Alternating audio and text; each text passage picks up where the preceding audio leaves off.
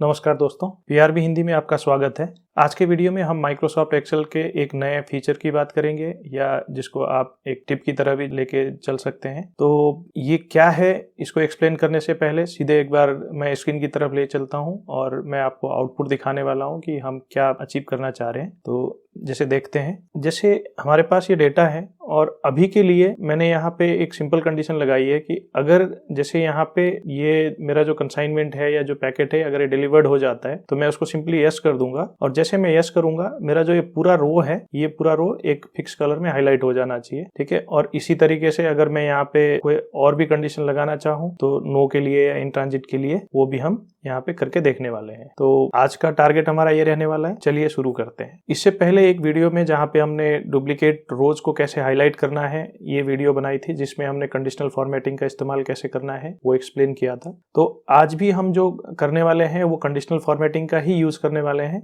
लेकिन वो थोड़ा सा एडवांस लेवल होने वाला है। तो इसके लिए हमारा जो पहला स्टेप है वो ये है कि हमें पूरा डेटा रेंज या जिन कॉलम को हम हाईलाइट करना चाहते हैं हमें पूरा सिलेक्ट करना है। तो अभी के लिए जो मैं अपनी पूरी डेटा रेंज है उसको सिलेक्ट कर रहा हूँ। स्टार्टिंग से लेके एंड तक जितना भी हमारा डेटा था मैंने पूरा सिलेक्ट कर लिया है। अगर आपके पास इससे भी बड़ा डेटा है तो आप पूरी शीट को भी सिलेक्ट कर सकते हैं, ये आपके ऊपर है। तो अभी के लिए मैंने जो मेरा डेटा है सिर्फ उतना सिलेक्ट किया। अब मैं नेक्स्ट जा रहा हूँ कंडीशनल फॉर्मेटिंग में, न्यू रूल में। ठीक है, और use a formula to determine which cell to format. ठीक है, अब यहाँ पे हमारा कंडीशन क्या रहने वाला है, हमने क्या बोला कि अगर जो हमारा यस वाला जो सेल है तो उसके अकॉर्डिंग चाहे जो भी वैल्यू दिख रही होगी, जैसे जो पर्टिकुलर मान लीजिए कि अभी के लिए S2 में हमारे यस लिखा हुआ है तो हमें ये पूरी लाइन जो 2 नंबर रो है इसको पूरा पूरा हमें हाईलाइट करना है। तो यहाँ पे मैं लिख रहा हूँ कि कर्सर लेके जाता हूँ दिस इक्वल टू यस। ठीक है, और नीचे हम इसके लिए फॉर्मेट सेट कर लेते हैं। अभी के लिए हमें इतना ही लिखना है। ठीक है, फॉर्मेटिंग में जाते हैं और इसको जो डिलीवर्ड है उनको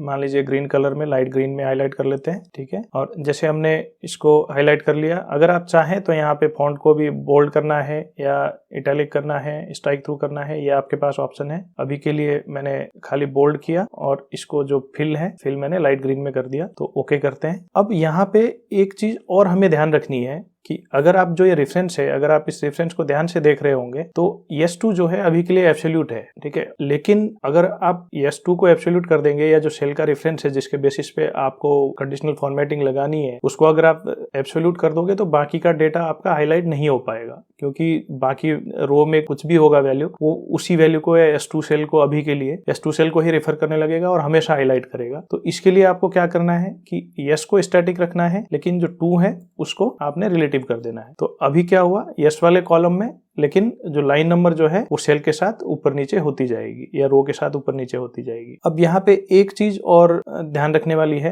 अभी के केस में, वो ये है कि जो मेरा सिलेक्शन है अगर आप वो देख रहे होंगे तो वो A1 से है या टॉप से है। तो अब अभी अगर मैं ये बोलता हूँ कि कंडीशन मेरी S2 से लग रही है तो क्या होगा, एक रो ऊपर हाईलाइट होगा। तो इसके लिए हमने लिखा कि जो S1 है जो पहले हम शुरुआत से सिलेक्ट करेंगे, क्योंकि हमारी रेंज जो है या डेटा जो है शुरू से सिलेक्ट हो रहा है या पहले S1 से या A1 से सिलेक्ट हो रहा है, इक्वल टू, और हमें क्या देखना है यहाँ पे यस देखना है, क्योंकि ये स्ट्रिंग है या एक टेक्स्ट वैल्यू है इसलिए हमने इसको कोट्स के अंदर डाल दिया। ठीक है, अब हमें यहाँ पे एक चीज ध्यान देनी है कि जो S1 अभी के लिए जो एब्सोल्यूट रेफरेंस हो रहा है ये एब्सोल्यूट की जगह रिलेटिव रहे और S1 2 3 4 जो भी सेल के साथ हो उसी हिसाब से वो हाईलाइट करता रहे, हमें ये मेक श्योर करना है। तो जिसके लिए हम क्या करेंगे कि हमें जो यस की वैल्यू है खाली यस वाले कॉलम में चाहिए, इस वाले कॉलम में होनी चाहिए जो हमारा डेटा है या जो हमारे कीवर्ड है, लेकिन वो सेल के हिसाब से अकॉर्डिंगली ऊपर नीचे आए ताकि वही रो पर्टिकुलर हाईलाइट हो पाए। तो इसके लिए हमने इसको 1 को जो है यानी कि जो हमारा रो का नंबर है इसको हमने रिलेटिव रखा और जो कॉलम का नंबर है उसको हमने एब्सोल्यूट कर दिया। तो इसको ओके कर देते हैं और जैसे आप यहाँ पे देख रहे होंगे जहाँ पे यस है ये अपने आप ही कलर बैकग्राउंड में भी आ गया और हाईलाइट भी हो गया, और ये आप जैसे चेंज करते जाएंगे उसी हिसाब से ये आपका यहाँ पे ऑटोमेटिकली हो जाएगा। जैसे यहाँ पे मैं यस करता हूँ और जैसे एंटर करूंगा तो ये देखिए पूरा सेल की जो टेक्स्ट है वो बोल्ड हो गया और जो लाइट ब्लू हमने कलर का बैकग्राउंड लगाया था ये भी हमारा यहाँ पे आ गया। अब अगर आपको इसी फॉर्मूले में कुछ चेंज करना रहता है या इसी स्टाइल को कुछ चेंज करना चाहते हैं तो उसके लिए आप सिंपली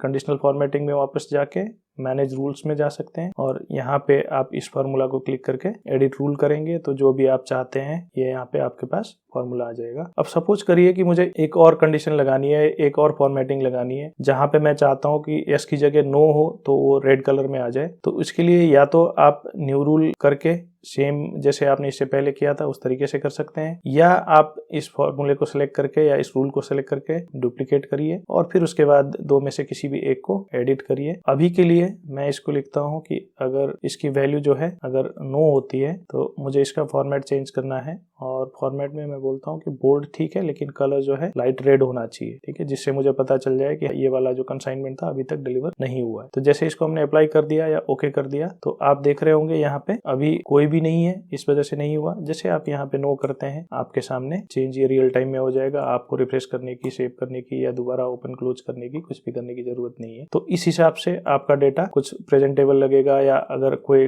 कलीग मान लीजिए आपके सामने है और आपका डेटा देख रहा है तो आपको अपलोड करेंगे। उम्मीद करता हूँ कि वीडियो आपको पसंद आई होगी और कुछ जानकारी मूलक लगी होगी, आप कुछ नया सीख पाए होंगे। ऐसे ही आसान भाषा में माइक्रोसॉफ्ट एक्सेल या और भी टेक्नोलॉजी रिलेटेड वीडियोस देखने के लिए और नई चीज़ें सीखने के लिए आप हमारे चैनल को सब्सक्राइब कर सकते हैं। वीडियो के बारे में अगर कुछ आप सलाह सुझाव देना चाहते हैं तो आप कमेंट के माध्यम से हमें बता सकते हैं, और अगर वीडियो आपको अच्छी लगी और उपयोगी लगी तो अपने दोस्तों के साथ शेयर करना ना भूलें। धन्यवाद।